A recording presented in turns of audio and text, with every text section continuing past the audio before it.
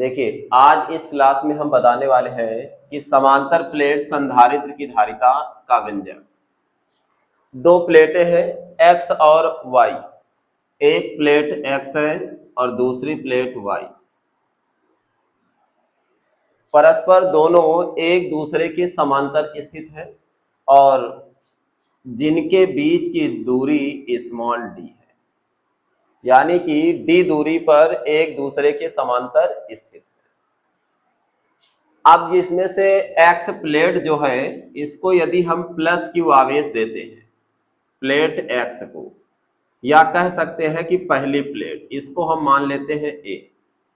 यदि plate X को plus Q आवेश दिया जाता है, ये प्लेट X है और ये प्लेट Y, इसको जब हम प्लस Q आवेश देते हैं, प्लस प्लस प्लस प्लस, तो प्रेरण की घटना से प्लेट Y जो है, इस पर माइनस Q आवेश आ जाएगा। माइनस माइनस, इसमें भी माइनस माइनस माइनस और माइनस, यानी कह सकते हैं कि पहली प्लेट जो है धनावेशित और दूसरी प्लेट क्या हो गई है, ऋणावेशित। प्लस Q आवेश और इस पर Y प्लेट पर माइनस Q। दोनों के बीच में जो विभवांतर है वो V है। प्लेटों के मध्य जो विभवांतर है वो V है। हम कह सकते हैं कि प्लेट X को प्लस Q आवेश देने पर प्रेरण की घटना से प्लेट Y में माइनस Q आवेश उत्पन्न हो जाता है। उसके बाद ये माइनस Q आवेश यानी सेकंड प्लेट जो है Y, इसको हम पृथ्वी से संबंधित कर देते हैं। पृथ्वी से संबंधित कर देते हैं, ये है पृथ्वी। प्लेट Y को पृथ्वी से संबंधित कर दिया गया, ये है पृथ्वी। हम कह सकते हैं कि प्लेट A को, जो बिंदु A है, बिंदु A को या प्लेट A या प्लेट इसको क्या माना है, X। दूसरी प्लेट क्या है, Y। यदि इसको हम प्लस Q आवेश देते हैं तो प्रेरण की घटना से प्लेट Y जो है, इस पर माइनस Q आवेश उत्पन्न हो जाता है प्रेरण की घटना से। और जो सेकंड प्लेट है, इसको हम पृथ्वी से जोड़ देते हैं, ये प्रेरण की घटना से। और प्लेटों के मध्य वैद्युत क्षेत्र क्या है, E है। वैद्युत क्षेत्र E, और ये किस माध्यम में है, परावैद्युतांक माध्यम में। और इसी के मध्य हमको क्या ज्ञात करना है, समांतर प्लेट संधारित्र की धारिता C का मान बनाना। ये प्लेट का पृष्ठ घनत्व क्या है, सिग्मा, जो समान है, जिसे sigma is equal to Q upon A कह सकते हैं। ठीक, हम इस पर थोड़ी सी थ्योरेटिकल जो पार्ट रहता है उसको हम कैसे लिखते हैं, तो सबसे पहले हम ये कहते हैं कि माना दो समांतर प्लेट X व Y है, जो परस्पर स्मॉल d दूरी पर स्थित है। प्लेटों के मध्य विभवांतर क्या है, V है। और माना प्लेट X को प्लस Q आवेश देने पर प्रेरण की घटना से प्लेट Y में माइनस Q आवेश उत्पन्न हो जाएगा। उसके बाद फिर हम एक लाइन और नीचे से लिख देंगे, दोनों प्लेटों का पृष्ठ घनत्व सिग्मा समान है। बस ये लाइन यहाँ पर लिखना है। माना कि दो प्लेटें X व Y हैं, जिनका क्षेत्रफल A है, वे परस्पर स्मॉल d दूरी पर स्थित है। यदि प्लेट X को प्लस Q आवेश दिया जाता है तो पृथ्वी से संबंधित, और पृथ्वी से संबंधित प्लेट है कौन, Y। पृथ्वी से संबंधित प्लेट में माइनस Q आवेश आ जाएगा। अतः दोनों प्लेटों का पृष्ठ घनत्व समान है, यानी सिग्मा, यानी X का भी सिग्मा है और Y में भी सिग्मा, यानी दोनों समान है। तो sigma is equal to Q upon में A। अब बात आती है कि ये जो दोनों प्लेटें हैं, इनके मध्य वैद्युत क्षेत्र की तीव्रता यहां से लिखेंगे। अतः प्लेटों के मध्य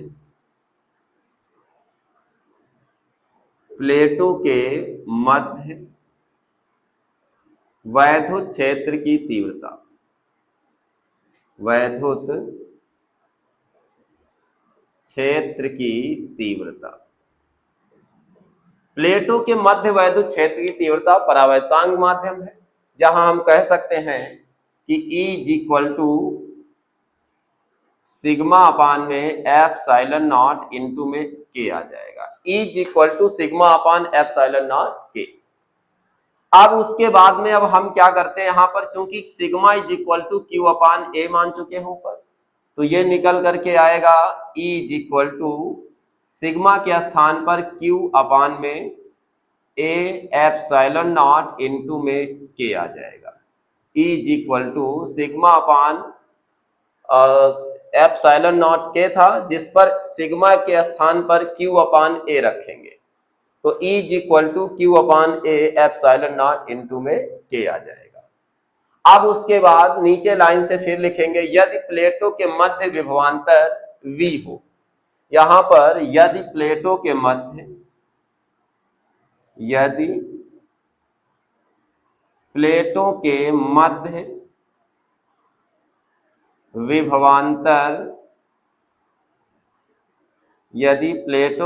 विभवांतर V हो तो देखिए, यदि प्लेटों के मध्य विभवांतर V हो तो V बराबर ED हो जाएगा।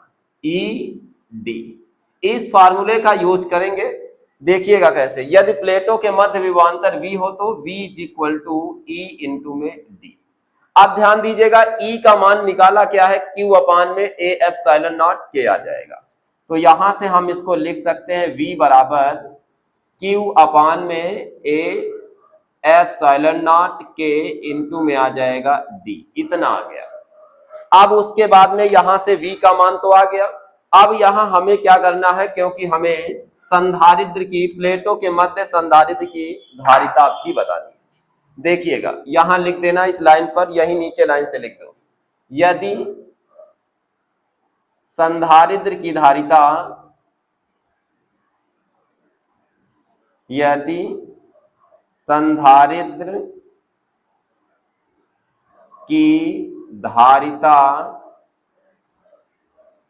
C हो तो, यदि संधारित्र की धारिता C हो तो फॉर्मूला इसके पीछे हम बता चुके हैं, C is equal to Q upon में V होगा।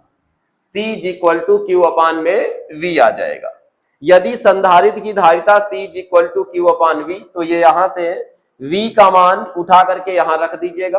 तो यहां से धारिता C is equal to Q के स्थान पर Q ऐसे ही रहेगा, इसको रहने दो, फिर अपान में नीचे आएगा Q upon A epsilon not,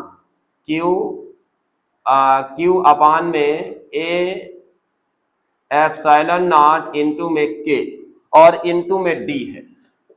अब देखो, ये Q जो रहेगा, ये दोनों Q कैंसिल हो जाएगा, ये चौथे खंड से ऊपर जाएगा। अगर ऐसे कोई फंक्शन लिखा होता C अपान D, तो ये चौथे नंबर का A का गुणा D से, B का गुणा C से करते। इसी तरीके से नीचे टूटा है D नंबर पे, D ऊपर चला जाएगा 1 नंबर पर, तो यहां से आ जाएगा C बराबर A एप्सिलॉन नॉट K, और ये नीचे क्या बचा, D बचेगा जाकर के। यहां से आ जाएगा C is equal to A epsilon not D। ये समीकरण 1। यही समांतर प्लेट संधारित्र की धारिता का व्यंजक है। दूसरी बात इसमें से, अगर ये कह दें कि हवा या निर्वात के लिए, वायु या निर्वात के लिए K का मान यहां 1 होता है, इधर साइड हम लिख देते हैं, इधर समझिएगा, देखिएगा, इधर ही हम बता देते हैं। यदि प्लेटों के मध्य वायु हो, नीचे लाइन से ये भी लिख दीजिएगा, यदि प्लेटों के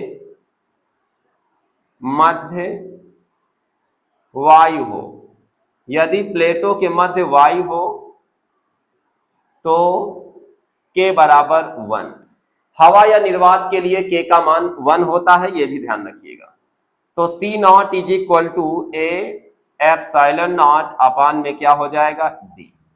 ये निकल करके आएगा, और ये हवा या निर्वात के लिए है, और ये परावैद्युतांक माध्यम में मेन फार्मूला यहां से आ जाएगा C is equal to A epsilon not K upon में D।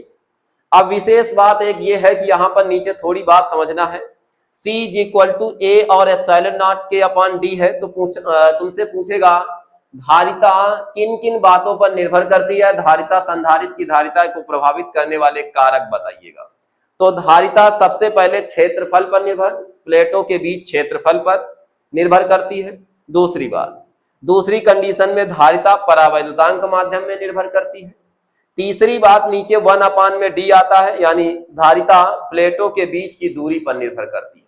तीन बातों पर निर्भर करती है, सबसे पहले प्लेटों के बीच क्षेत्रफल पर, फिर परावैद्युतांक माध्यम पर, फिर उसके बाद में प्लेटों के बीच दूरी पर निर्भर करती है। अब उसके बाद में अब हम इसको लेकर के आएंगे इसमें नेक्स्ट वीडियो में, धारिता को प्रभावित करने वाले कारक लेकर के आएंगे।